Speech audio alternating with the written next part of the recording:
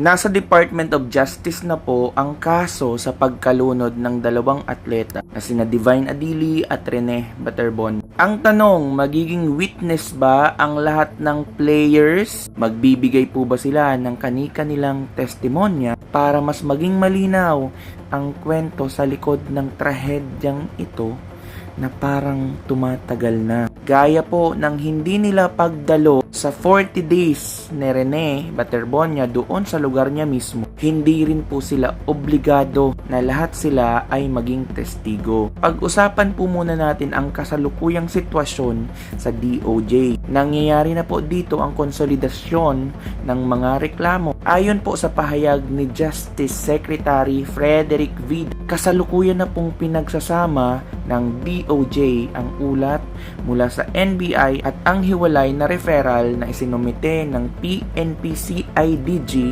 upang mapagdesisyonan ang susunod na legal na hakbang. Paunang investigasyon po, susuriin ng mga piskal ng DOJ kung may sapat na probable cause o basihan upang formal na ihabla sa korte ang mga akusado. Mga inirerekomendang kaso ng NBI at PNP. Unahin natin at ulitin natin yung reckless imprudence resulting in homicide. Inirekomenda po ng NBI Homicide Division na kasuhan si Tab Baldwin, 6 na assistant coach, Dean Castaño, Sandro Soriano, John Jacinto, Buboy Domingo, Cesar Vincent Ilumba, Grant Ernst, at isang physical therapist na si John Eric Ruica. Ayon po sa NBI, si Baldwin ang nagplano ng aktibidad sa dagat at nagbigay lamang ng babala sa rip current kahit alam nitong may manlalarong hindi marunong lumangoy nang walang nakahandang life vest, lifeguard o medical team. Simple negligence naman resulting in homicide.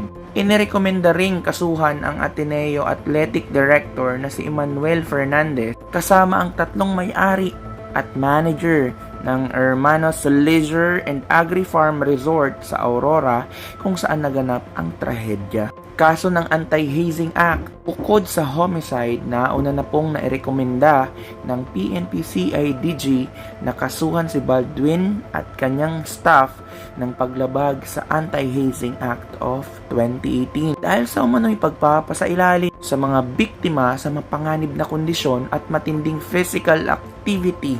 Ang DILG naman ay nagrekomenda ng pag-issue ng hold departure order laban kay Baldwin. Eto na po para sa mga players. As I said, gaya ng hindi nila pagpunta sa Agusan del Sur para sa 40th day na Rene, hindi rin po sila obligadong magtestigo. Ngunit may mga legal na paraan upang mapilitan silang humarap at magbigay ng salaysay kung hihilingin ito ng taga-usig o prosecution o ng korte. Sa ngayon po, pili lamang ng mga manlalaro gaya ng mga nakasaksi sa mismong pagkalunod at ang mga nakaligtas sa rip current ang nagbigay ng paunang sinumpaang salaysay or affidavit sa NBI at PNP-CIDG upang maitulak ang reklamo. If really needed po ang presensya ng mga players, pwede po itong gawin. Ang pag-issue po ng subpoena duces tecum at ad testificandum. Maaaring humiling ang piskal sa yugtong ito ng preliminary investigation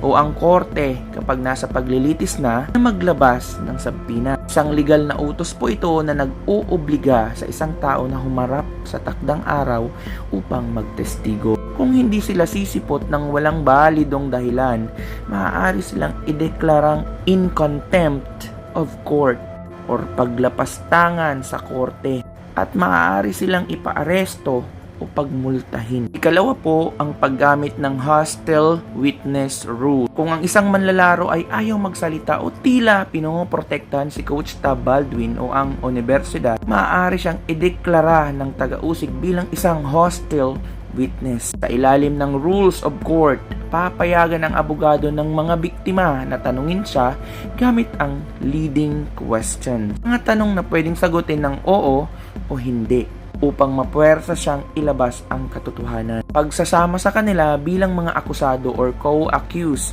Isang taktika kung minsan ng mga investigador ay ang isama ang iba pang sangkot sa paunang reklamo. Kung ang isang player ay kasamang nireklamo, maaari siyang mag-apply sa ilalim ng Witness Protection Program or WPP upang maging state witness. Ibig sabihin, madadrop ang kaso laban sa kanya kapalit ng buong pagtestigo laban sa mga pangunahing may sala gaya ng coaching staff.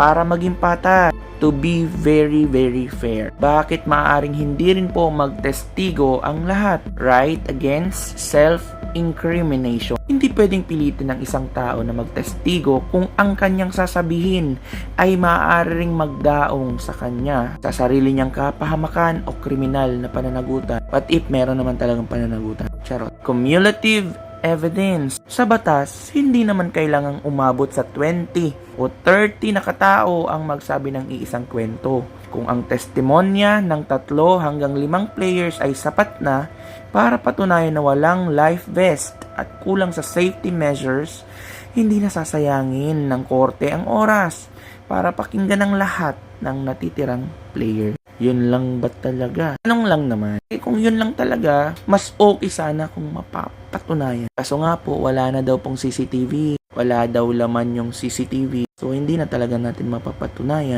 Aasa na lang talaga tayo sa konsensya at milagro na lang. Kung meron pa talagang totoong kwento dahil nga sobrang labo talaga. Sana sobrang lupit ng prosecutors natin para makuha natin yung hustisya. Sabihin natin na lahat ng players ay talaga walang kinalaman. Sana may mas malinaw na kwento dyan para matapos na ang teorya, aligasyon, spekulasyon at lumabas na po ang tunay na katotohanan.